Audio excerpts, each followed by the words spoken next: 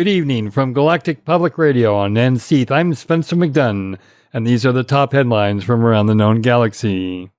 The mission to reclaim a 200-year-old megaship from the descendants of its original crew has stalled out. For the latest, we go to Smooth Furnace in the Ochos sector. Thanks, Spencer. Orion University has dispatched its legally flagged and fully registered megaship Scientia Eterna to collect its purportedly owned and formerly forgotten megaship, the Scrivener's Clan Dredger J403.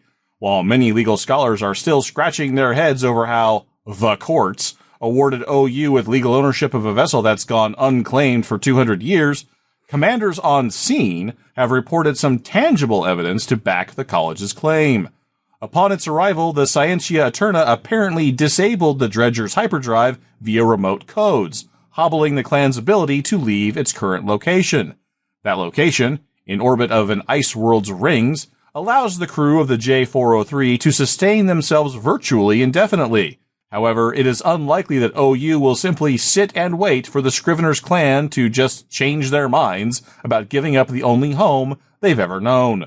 So far, the only steps the university has taken to reclaim the ship were a few token shuttle forays, which were met with an electrified anti-boarding system and stubbornly unresponsive docking clamps. Several Starship design engineers have speculated that the hyperdrive remote codes are only the opening play, and the university team may escalate to taking control of additional systems. Of course, the Scriveners are likely prepared for this trick now, and may have already taken steps to prevent further remote intrusions. With a stalemate situation solidifying, it seems likely that tempers will run short and someone will make an error. Will the megaships hold their lines until the inevitable collision, or will the Scriveners trade their precious knowledge core for their home and freedom? From the Uchos sector for Galactic Public Radio, I'm Smooth Furnace. Thanks, Smooth. Deputy Director Bethany Blake of the Proactive Detection Bureau has announced that the federal monitoring system exposed a terror plot hatched by pro-corporatist partisans. Director Blake told the media, quote, "Special forces have now arrested the organizers of the underground organization called Jupiter's Wrath.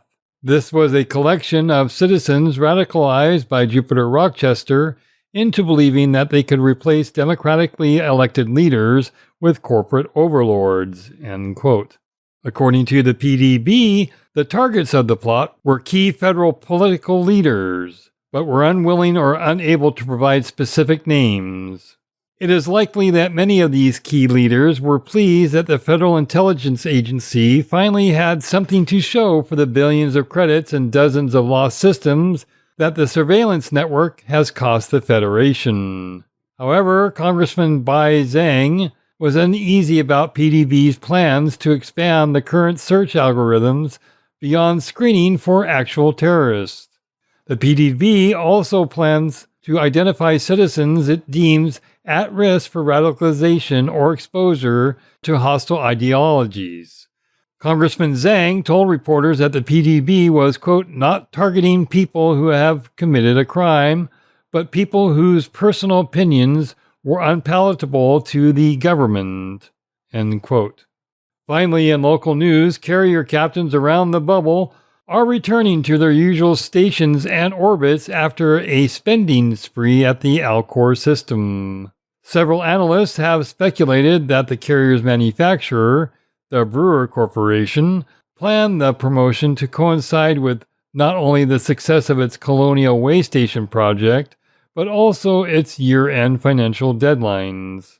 Guard Frequency Response Deputy Assistant Director Richard Clemens told GPR, quote, "It's really disturbing to me and others of us who make space administration our life's work that an annual investors report is sufficient excuse to upend trade and commerce throughout hundreds of systems.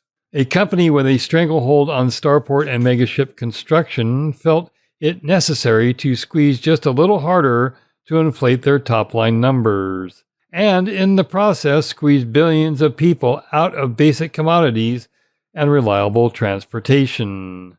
It's disappointing, I suppose, but not surprising," end quote. Until the next turn of the worlds for Galactic Public Radio, I'm Spencer McDunn. Good night.